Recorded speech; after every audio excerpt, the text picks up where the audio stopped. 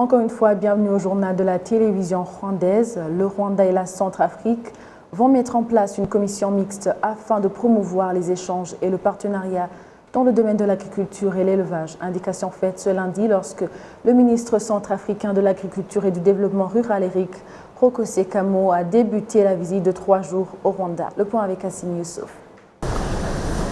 Au premier jour de sa visite au Rwanda, le ministre centrafricain de l'Agriculture et du Développement rural, Eric Rokose-Kamo, a visité l'entreprise industrielle Inyange qui s'occupe du traitement de lait, de jus et de l'eau. Il a fait savoir qu'il y a d'immenses opportunités que les deux pays doivent exploiter.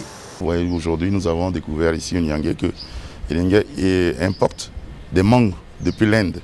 L'Inde se trouve peut-être à plus de 10 000 kilomètres du Rwanda, alors que la Centrafrique se trouve peut-être à 2 000 ou 3 000 kilomètres seulement. Donc, et nous disposons des terres arables et puis riches où nous pouvons, dans le cadre d'une coopération que nous allons peut-être étudier et voir dans quel contour, mettre en œuvre pour la production des mangues et puis pourvoir à cette demande. Voilà, c'est ce type de coopération que nous voulons établir. Inyange Industry est jusqu'à présent l'une des grandes entreprises industrielles qui procède au traitement et à la transformation des produits agro-pastoraux, surtout le lait et les fruits, d'autant plus que sa capacité de production de boissons est de 200 000 litres par jour. La direction de cette entreprise indique cependant qu'elle éprouve de difficultés d'avoir les matières de base dont elle a besoin puisqu'elle est notamment obligée d'importer le concentré de jus de mangue en Inde et en Allemagne. Elle estime que le partenariat avec la Centrafrique serait une solution.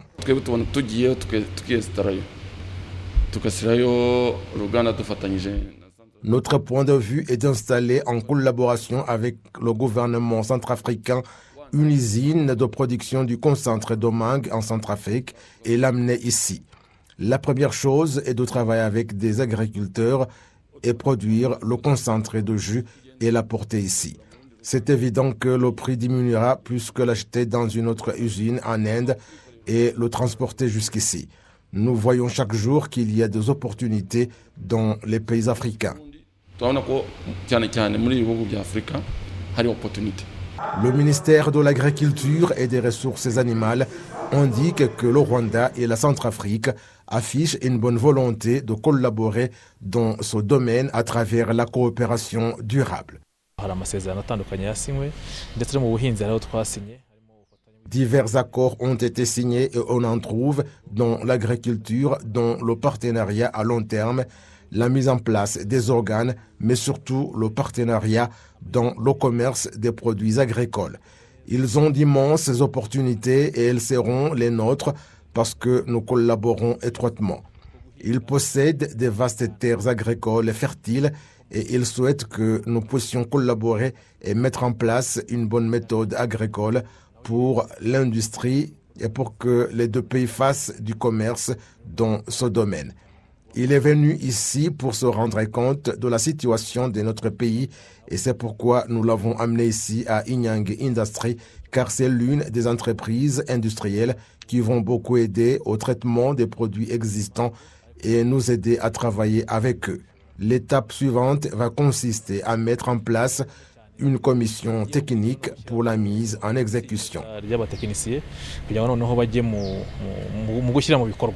La visite au Rwanda du ministre centrafricain de l'Agriculture est consécutive à celle que le secrétaire d'État au ministère de l'Agriculture et des Ressources animales a effectuée en Centrafrique le mois dernier et à celle que le président de la Centrafrique, le professeur Faustin Archange Touadéra, a effectuée au Rwanda le mois dernier. Toujours à ce propos, le ministre centrafricain de l'Agriculture et du Développement rural, Eric Rokose-Kamo, est revenu au micro de RBA, notamment aux accords de partenariat avec le Rwanda et la Centrafrique qui ont signé et les potentialités des deux pays peuvent exploiter. Le contrat de partenariat prend le problème dans la globalité. Tous les domaines dans lesquels nous pouvons œuvrer dans le cadre de la coopération sud-sud qui découle de cette volonté affichée par nos présidents, les deux présidents respectifs, le président Kagame et le président Touadéra, de pouvoir utiliser l'expérience des uns et puis les opportunités que offrent d'autres pour pouvoir résoudre le problème de l'autosuffisance alimentaire et puis lutter aussi contre la malnutrition et garantir la sécurité alimentaire. C'est dans cette optique que nous avons signé cette convention et que je suis venu aujourd'hui pour parfaire, pour mettre en place avec la partie rwandaise les équipes techniques qui vont approfondir cette convention pour la rendre plus opérationnelle.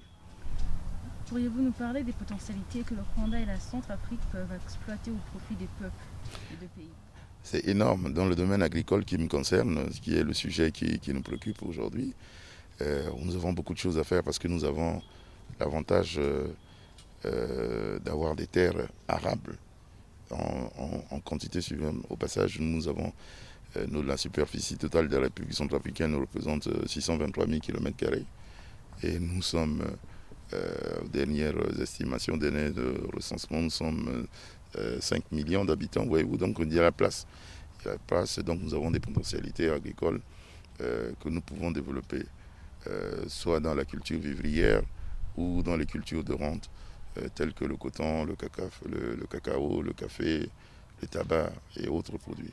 Mais la stratégie que nous voulons développer plus dans le cadre de ces partenariats, c'est beaucoup plus d'introduire le privé. C'est solliciter le privé rwandais pour pouvoir profiter des opportunités qu'offre notre pays. Voyez-vous, la situation de l'agriculture en Centrafrique, c'est injuste. Jusqu'à présent, c'est de la culture de... Nous avons privilégié par le passé que la culture de rente. Et on avait mis un peu de côté la culture vivrière, ce qui est à l'origine de quelques difficultés que nous avons, surtout conjuguées avec la situation militaire et politique que nous connaissons depuis un certain temps au pays. Ça a un peu empêché les paysans de pouvoir vaquer à ces occupations, de pouvoir cultiver correctement. Donc tous ces effets conjugués nous en parlent maintenant à redéfinir une nouvelle stratégie pour pouvoir augmenter la production et garantir la sécurité alimentaire. Merci beaucoup. Compte tenu de là où vous voulez porter l'agriculture dans votre pays, vos impressions ici au Rwanda ont-elles été rassurantes par rapport à votre projection? Oui, je vois l'expérience, comme je vous l'avais dit tantôt. Le Rwanda a un peu plus d'expérience puisqu'ils sont au niveau, ils ont des structures qui appuient les producteurs, ils arrivent à exporter. Ils ont une certaine expérience. Et nous avons aussi des expériences, surtout dans le domaine de recherche. En passant, je voulais dire, nous avons par le passé le meilleur centre de recherche agronomique en Afrique. Et voyez-vous, les souches de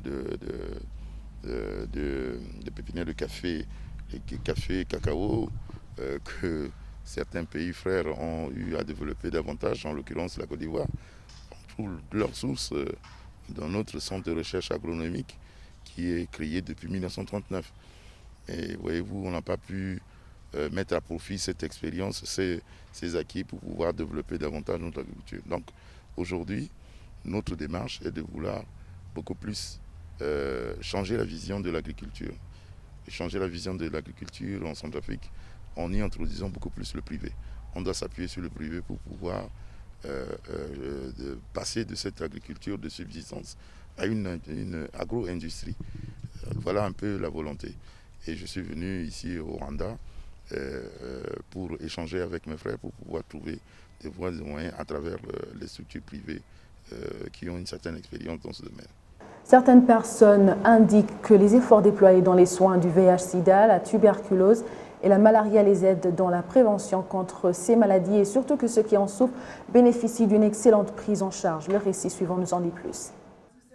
Diverses organisations travaillant dans le domaine de la santé en collaboration avec le ministère de la Santé ont organisé un événement pour commémorer les 20 dernières années du Global Fund en tant que partenaire du Rwanda dans le traitement du VIH, de la tuberculose et du paludisme. Certains des travaux réalisés au cours des 20 dernières années ont consisté à faciliter l'accès aux médicaments antituberculeux et aux antirétroviraux sans frais, à distribuer des moustiquaires et à pulvériser des produits anti-moustiques dans les maisons entre autres. Des résidents dont Isabelle Nizeimana qui vit avec le VIH depuis plus de 25 ans disent apprécier la prise en charge dont ils bénéficient. Le secrétaire permanent du ministère de la Santé, Zachary Akalemié, a fait savoir que Global Fund a fourni plus d'$1 milliard d'aide au Rwanda depuis 2003 et que la collaboration devrait se poursuivre compte tenu du succès du travail accompli. Linda Mafou, chef du département politique et de la société civile du Global Fund pour lutter contre le sida, la tuberculose et le paludisme, a indiqué que le travail du Global Fund a fait que les familles évitent la perte de leurs proches à cause des maladies comme la tuberculose et le paludisme. Global Fund a fait savoir que ses activités depuis 2002 ont évolué à environ $4 milliards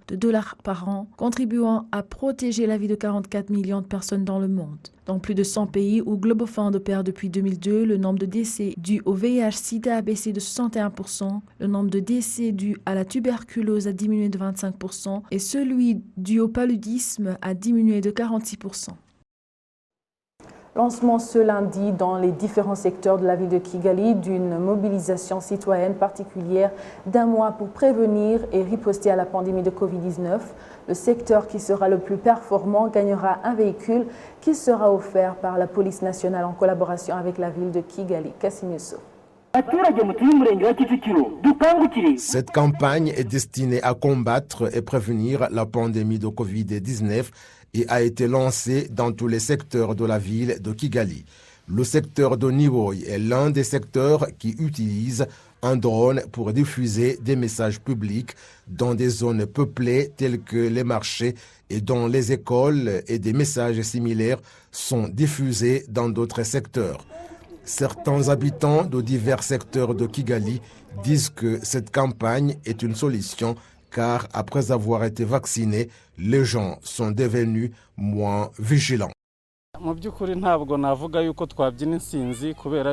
Nous mettons tous nos efforts dans la sensibilisation du porte-à-porte afin que chaque personne soit au courant des mesures préventives car la Covid-19 tue des personnes et beaucoup de gens ont cessé de travailler et n'ont pas d'argent, mais si nous nous unissons et combattons cette pandémie, nous allons retrouver la situation normale. Les secrétaires exécutifs des secteurs soulignent que, bien qu'il s'agisse d'un concours, il s'agit également d'un moyen de sensibiliser le public pour rappeler davantage aux gens que la pandémie de Covid-19 est toujours là. Nous avons choisi de ne pas renoncer à lutter contre cette pandémie où nous utilisons des drones pour délivrer des messages. Nous avons choisi cette méthode pour les zones particulièrement peuplées. Je suis certaine que c'est nous qui gagnerons ce véhicule car le contrat de performance que nous avons signé avec tous les dirigeants des instances de base nous permettra d'être plus performants.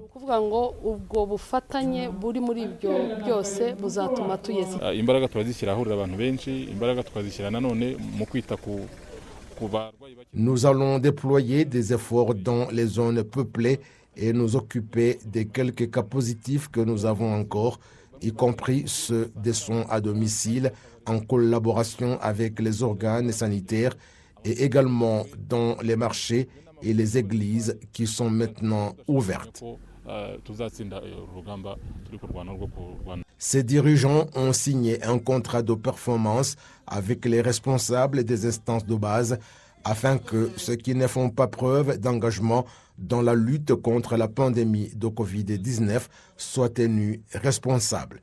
La mobilisation citoyenne qui a débuté ce lundi 13 septembre va se poursuivre jusqu'au 19 octobre 2021 où, à la fin, un véhicule sera attribué au secteur qui aura été performant dans la réduction et la prévention contre la propagation de la Covid-19.